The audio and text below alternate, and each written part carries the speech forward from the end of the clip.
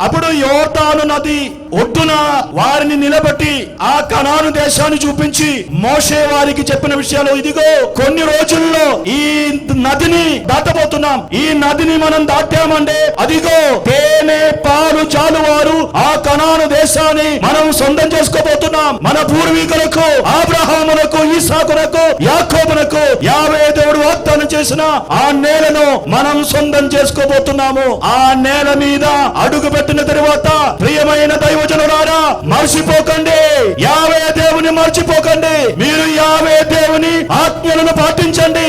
ఆయన ఆజ్ఞలను మీరు పాటిస్తే కలకాలము మీరు ఆ నేల మీద సంతోషముతో బతుకుతారు. మీ సందతి వారు దీవెనలను అందుకుంటారు. మీ గర్భఫలము దీవింపబడుతుంది. మీ పశువుల మందలు ఆశీర్వదింపబడతాయి. మీ పొలాలు పంటలు దీవింపబడతాయి. కాబట్టి ప్రభువును మర్చిపోకుండా ప్రభు ఆజ్ఞలను పాటించండి.